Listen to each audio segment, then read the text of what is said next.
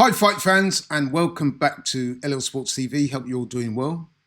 Right, we're going to do something a little bit different today. Going to have a little quiz. I'm going to give you guys the names of 6 top class boxers, and I want you to tell me what all 6 of these guys have in common. And I'm not going to make it too easy for you, so I'm going to say straight off the bat that I don't want you to tell me what their nationality is, because all of them are either Mexican or of Mexican heritage. So I'm not going to make it too easy for you.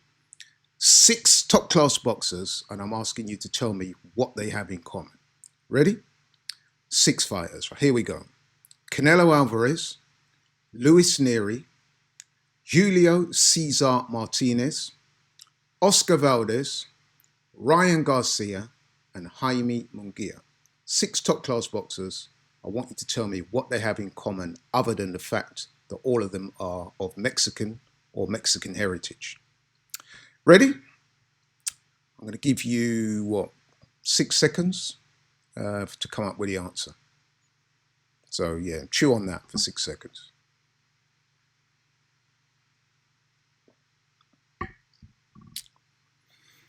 You should have it by now. It's fairly easy, really, but in case you didn't get it, I'll tell you what they are. All 6 of these guys have failed performance-enhancing drugs tests. All 6 of these fighters have been trained or are being trained by Eddie Reynoso. Yes, Eddie Reynoso. He's trained all of those guys. All of them have failed performance-enhancing drugs tests. And the latest addition to this, what can only be described as a list of shame, is former WBO middleweight champion of the world, Jaime Munguia, who has reportedly failed a VADA test for testosterone.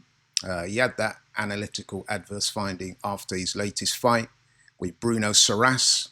This fight was a rematch. You may remember that the two of them fought back in December, last December. Bruno Saras knocking out Jaime Munguia in the 6th round. Big knockout, clean knockout.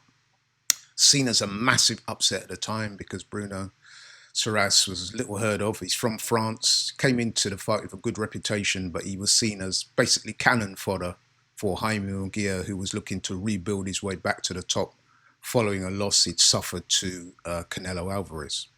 Like I said, seen as a massive upset at the time.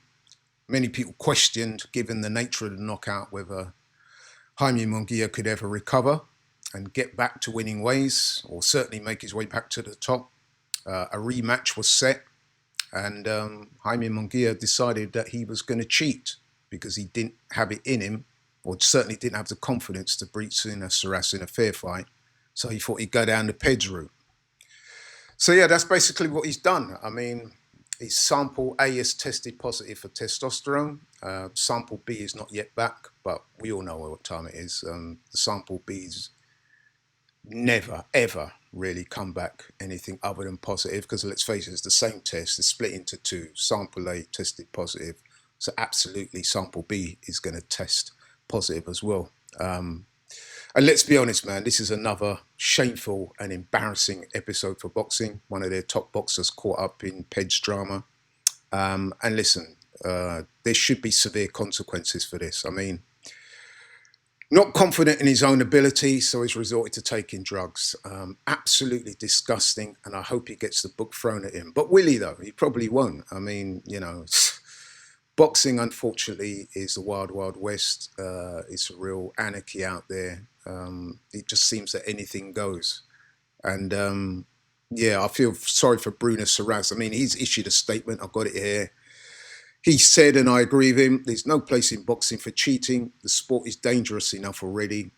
He went on to call for the result to be overturned, which absolutely it should be. I mean, I would like to see where the result is given to Bruno Saras. But what will likely happen is that the result will be declared as a no contest. As for Jaime Munguia, he's issued the usual statement saying that, I mean, I'm paraphrasing, I'm shocked at the findings. I would never knowingly cheat. I've passed numerous drugs tests before. All the usual cut and paste bullshit that all these guys say when they've been caught. All that asinine crap that you just heard me say from him, which is just absolute nonsense. The guy's a cheat, and that's the be all and end all of it. You know what I mean? And you know, as well as the result getting overturned, I really hope the boxing authorities. Actually, I think that particular fight might have been oversaw by the British Boxing Board of Control. I think they had jurisdiction for that fight. I think I'm right in saying that. But in any event, whichever the authority and the WBC or whoever's auspices this fight came under, they need to throw the book at Jaime Munguia. But they probably won't. I mean, knowing the way boxing works, especially when it comes to stuff like this, he'll probably be back in the ring within about a year to 18 months. So it's disgusting, really. I mean, I hope he gets a lengthy ban. And I'm talking 3, 4, 5 years even though he's a first-time offender, I believe. I think he should get a serious ban that would put his career in jeopardy because the man's a cheat. You know what I mean? He couldn't beat Bruno Soras in the first fight fair and square, so he's gone back now and cheated. You know what I mean? It's disgusting. And like I said, man, I mean, you know, I'm going to touch on this later in the video, but boxing is a very dangerous sport. So these guys are playing with people's health when they do this stuff. And so that's why I'm really outspoken and vociferous in my absolute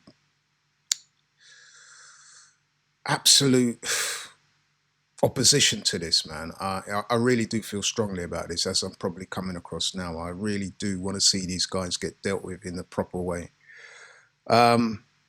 You know what? I'd like to see Bruno Soras sue Jaime Munguia. I mean, I know it probably won't happen. I mean, Devin Haney is suing Ryan Garcia at the moment after Ryan Garcia failed 2 drugs tests following his fight with Devin Haney. Devin Haney's gone down the legal route, and surprise, surprise, certainly to my surprise anyway, he's getting castigated for it by a lot of people in boxing. Not just fans, but other fighters, pundits even, YouTubers. I can't believe it. Like, I would have thought that he would have had wholesale support in going after Ryan Garcia in the courts. But I mean, listen, I would love to see Bruno Soras sue Jaime Munguia for this. I mean, I've looked into it as well, and there are grounds for where he could possibly sue. I mean, I've got them in front of me. He could sue for fraud. Munguia, it could be interpreted as misrepresented his natural abilities in this fight, because he didn't come into this boxing fight in a natural state. He came into it loaded with testosterone. Unjust enrichment. Let's be honest, by winning the fight, or, you know, previously winning the fight, Munguia has benefited financially and professionally from his so-called win over Soras, although that, like I said, it's likely to be overturned, but you know what I'm saying. Battery or any physical or mental damage accrued from the fight that Bruno Soras had with Jaime Munguia. Breach of contract. I mean, Jaime Munguia has clearly cheated, so he's clearly broken his contract. The damage to Bruno Soras's reputation and career following this fight. Damages to Bruno Soras in terms of the loss of any possible career opportunities, endorsements, sponsorships, stuff like that. Diminished standing in the sport.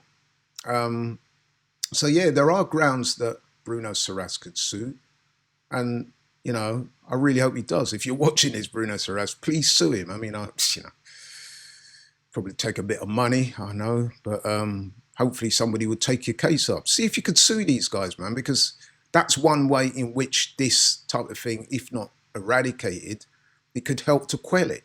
You know what I'm saying? So anything that helps to get drugs cheats out of boxing, I'm in favor of.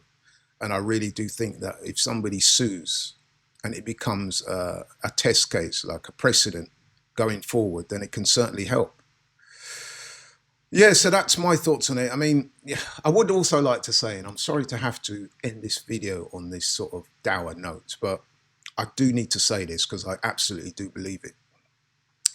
One day, one of these boxers who cheat, it's going to result in something really serious. And I'm talking about either life-changing injuries to another boxer or worse, a fatality. And that is what I'm dreading. And I can't help but think one day I'm going to be sitting here making a video about such an incident in boxing. Because, you know, we all know that when these guys are on this stuff, when they're all roided up to the gills, Not only does it enable them to train harder and to be more powerful, fitter, stronger, faster in the ring, it enables them to fight longer. It enables them to punch harder. So it just ups the ante so much more. And boxing is already a dangerous sport. So, you know, I mean, these people are playing with other people's lives, and I don't think it's right. I don't think it's fair. It's a really bad look on the sport. And if such an incident does happen where somebody does lose their life or suffers a serious life-changing injury, then what happens to the sport? The sport is going to be absolutely in chaos. It's going to get into complete meltdown, and boxing could be in serious jeopardy.